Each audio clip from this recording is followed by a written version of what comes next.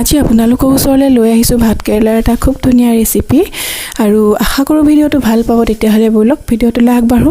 আজিৰ এই ৰেচিপিটোৰ main ingredients হ'ব ভাত কেৰেলা আৰু পনীৰ। মই পনীৰখিনি আগতীয়াকৈ টুকুৰা কৰি এনেদৰে গোল্ডেন কালাৰ হোৱাকৈ ভাজি ল'লোঁ। আপোনালোকে ইচ্ছা কৰিলে কেঁচা পনীৰটো ব্যৱহাৰ কৰিব পাৰে। আৰু ভাত কেৰেলা লৈছোঁ মই দুটা, ধুনীয়াকৈ বাকলিখিনি গুচাই ধুই লৈ এয়া পাতল পাতল স্লাইচ আকাৰত কাটি ল'লোঁ। আৰু ভাত কেৰেলাখিনি আচলতে অকণমান কোমলীয়া হ'লে বেছি ভাল হয়। এতিয়া কাটি লোৱা ভাত কেৰেলাখিনিত মই এয়া অলপ হালধি আৰু নিমখ এনেদৰে সানি লৈছোঁ ধুনীয়াকৈ। আপোনালোকে কিন্তু এইখিনি সময়ত অলপমান জিৰা গুড়ি মিহলাব পাৰে। এতিয়া ধুনীয়াকৈ মই এয়া তেলত গোল্ডেন কালাৰ হোৱাকৈ ভাত কেৰেলাখিনি ভাজি ল'ম। গোটেই ভাত কেৰেলাখিনি ভাজি আগতীয়াকৈ উলিয়াই ৰাখিব লাগিব।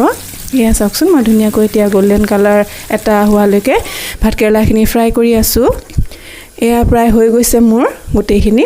এতিয়া ধুনীয়াকৈ এইখিনি উলিয়াই ৰাখিম। আৰু এই ৰেচিপিটোৰ কাৰণে আমাক লাগিব বইল আলু। মই গ্ৰেভিৰ পৰিমাণ আজি কম কাৰণে এটা বইল আলু লৈছোঁ। আপোনালোকে কিন্তু 2টাৰ পৰা 3টা বইল আলু ব্যৱহাৰ কৰিব পাৰে। আৰু লৈছোঁ অলপমান থেতেলিয়াই লোৱা আদা নহৰু। এতিয়া এখন কেৰাহীত তেল গৰম হ'বলৈ দিছোঁ আৰু ইয়াতে এতিয়া যোগ কৰি দিম এখিলা তেজপাত আৰু কেইটামান পাঁচফোৰণ।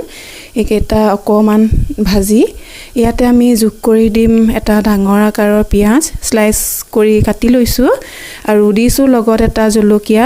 জ্বলাৰ পৰিমাণটো কম ৰাখিছোঁ। আপোনালোকে যদি জ্বলা খাই ভাল পায় তেতিয়াহ'লে জ্বলাটো অলপ বেছি দিব পাৰে। আৰু এতিয়া লগত ইয়াতে দি দিছোঁ বইল কৰি থোৱা আলুটো। এইখিনি টুকুৰা টুকুৰ কৰি এনেদৰে ভাঙি দিছোঁ। আৰু মছলাৰ ভিতৰত আমি যোগ কৰিম একেবাৰে সাধাৰণ কিছুমান মছলা, হালধি, নিমখ, থেতেলিয়াই থোৱা আদা নহৰুকণ। তাৰপিছতে যোগ কৰি দিম অলপ ঘৰতে তৈয়াৰ কৰা জিৰাৰ গুড়ি আধা চামুচ দিছোঁ।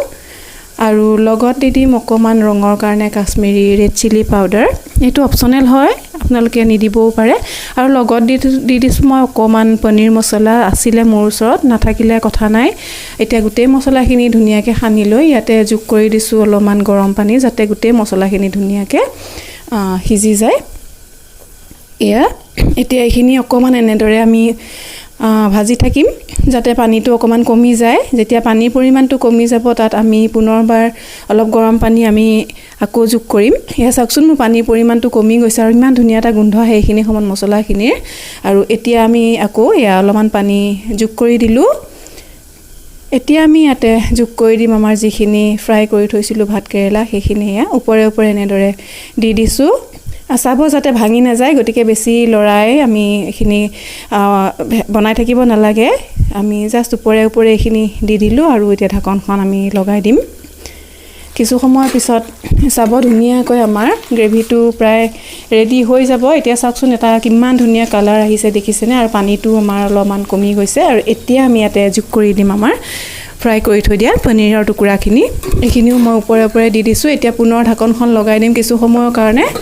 তাৰপিছতে আমাৰ গ্ৰেভিটো আজিৰ কাৰণে তৈয়াৰ হৈ যাব।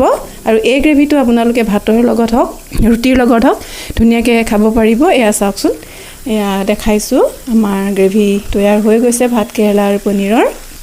আৰু আমাৰ ঘৰত সৰু ল'ৰা ছোৱালী থাকিলে সাধাৰণতে ভাত কেৰেলাটো সদায় একেটা ধৰণে বনাই থাকিলে সিহঁতে খাবলৈ নিবিচাৰে। এটা বেলেগ ধৰণৰ টেষ্ট পালে সিহঁতেও খাই ভাল পায়। গতিকে এনেধৰণেও কেতিয়াবা ট্ৰাই কৰি চাবচোন, খাই ভাল পাব। আৰু গোটেই ৰসখিনি যেতিয়া ভাত কেৰেলাত সোমাই যায়, ভাত কেৰেলাকণ খাই বহুত বেছি ধুনীয়া লাগে। আৰু পনীৰটোতো আছেই লগতে। গতিকে এতিয়া আমাৰ এয়া হৈ গ'ল। এতিয়া একেবাৰে শেষত আমি ইয়াতে যোগ কৰি দিম অকণমান গৰম মছলা। ঘৰতে তৈয়াৰ কৰা গৰম মছলা হ'লে বেছি ভাল হয়, কিন্তু মোৰ ওচৰত ঘৰত তৈয়াৰ কৰা গৰম মছলা নাছিলে, গতিকে মই কিনা পেকেটৰ গৰম মছলাই ব্যৱহাৰ কৰিছোঁ। এয়া অলপমান গৰম মছলা ইয়াতে যোগ কৰি দিলোঁ এতিয়া। আৰু 2 মিনিটমান সময় এনেদৰে ৰাখি গেছটো আমি বন্ধ কৰি দিম। আৰু ঠাণ্ডা হ'লে আপোনালোকে ভাতৰ লগত বা ৰুটিৰ লগত ধুনীয়াকৈ খাব পাৰিব।